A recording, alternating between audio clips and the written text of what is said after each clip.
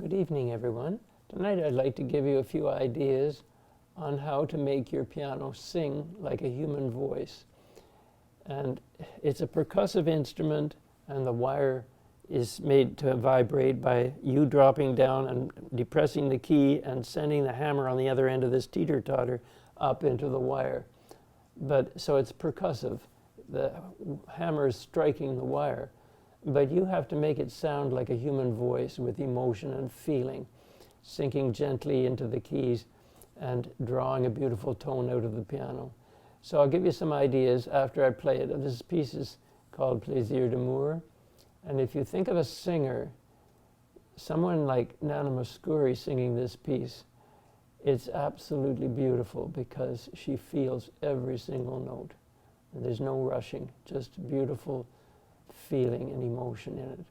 So anyway, I'll give it a try, and then I'll give you a few ideas on how I think you can work toward making the piano into a human voice. Because if music doesn't sing or speak, it doesn't communicate anything.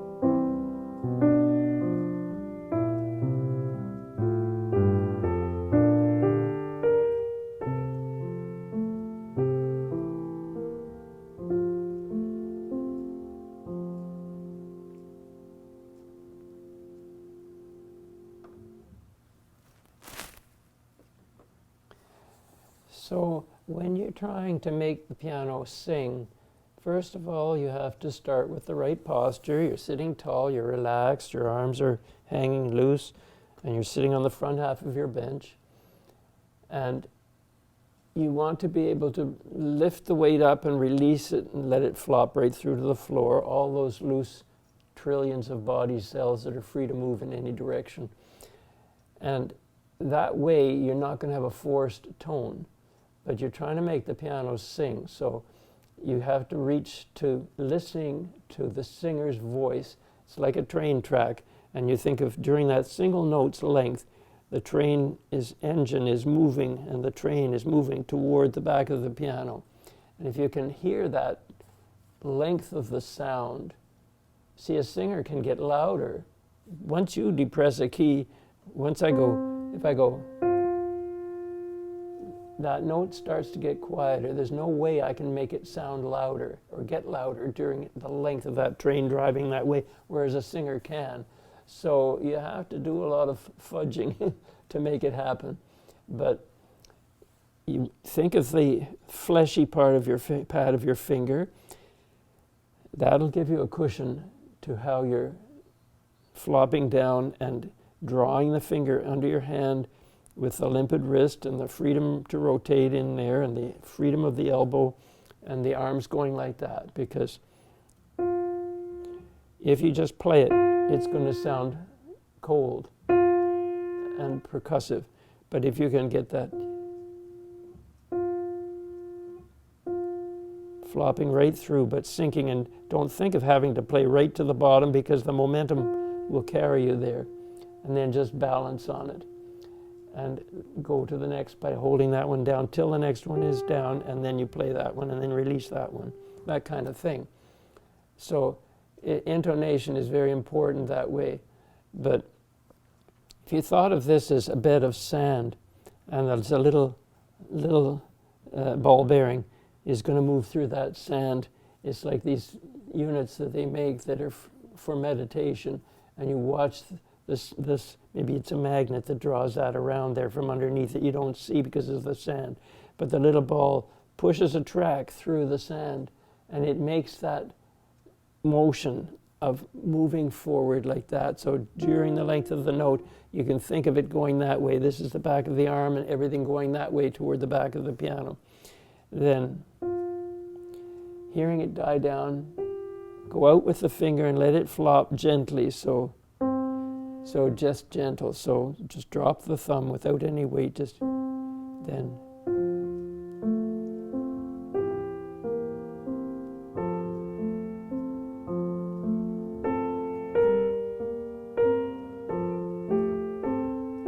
If you think of the air coming through the vocal cords of the listener, of the singer, while she's singing that, it'll give you a direction. And then if you think of that sand moving that way, and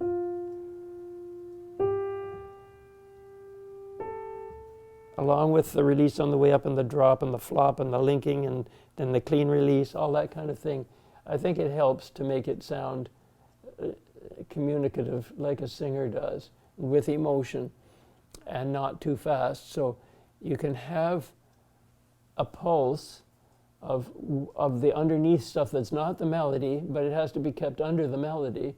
And it can do things too, like you can go 1, 2, like 1, 2. If this is just 6/8 time and it's triplets, so 1, 2, 3, 4, 5, 6, 1. If you think 1, 2, 3, a little bit longer on that 3, as bigger so that it comes down. So 3, 4, 3, 4, 5, 3, 4, 5, 6, 1, 2, 3, 4, 5, 6. It just helps to set up a pulse underneath so that the melody can play off of that rhythm.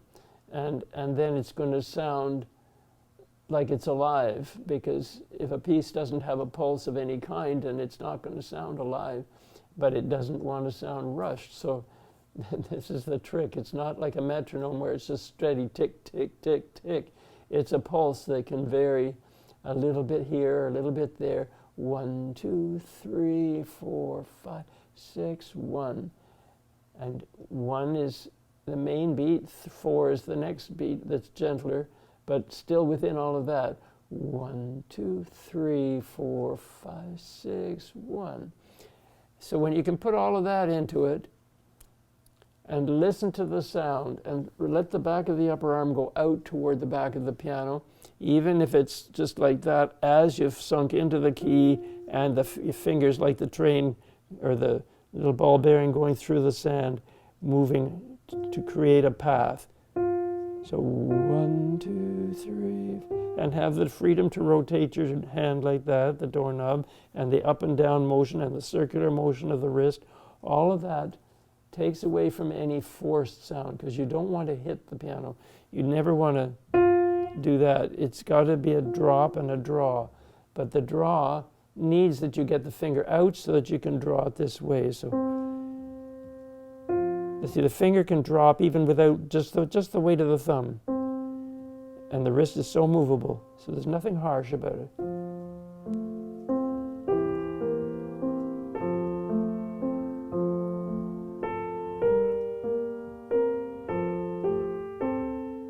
And if you go even slower, and you cry in each note, 1, 2, pain.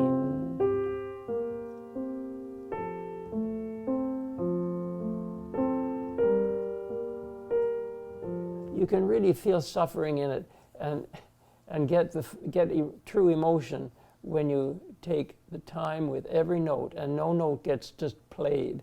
Each note is sung from your heart, from your soul, and then within the support of the pulse of the rhythm of the accompaniment, which is kept underneath but still has a life of its own that the melody can play off of, then all of a sudden it starts to sound like a real piece of music, a real art, a piece of art work that the composer intended it to be. Like when you take the name, Plaisir d'amour, the pleasure of love, and feel what each word in the piece is conveying. Just listen to Nana Mouskouri singing it, and listen also to the accompaniment of the music that she's singing with, and put the two together, and I think you'll hear a real work of art. And then when you go to play any other piece, you try to incorporate some of those ideas in it as well. Make the piano sing, and use your body to do it. Don't just sit at the piano and play the notes. Try to make it sound warm and inviting. So I hope that gives you a few ideas.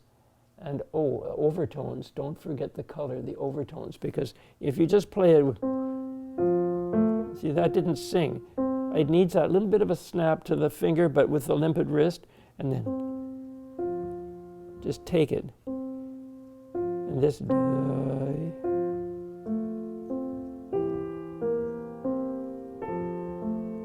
feel before you play the note the pain in your heart, in your soul, and you'll make it sound like you feel the music. So anyway, hope that gives you a few ideas. Have a good night now. Bye-bye.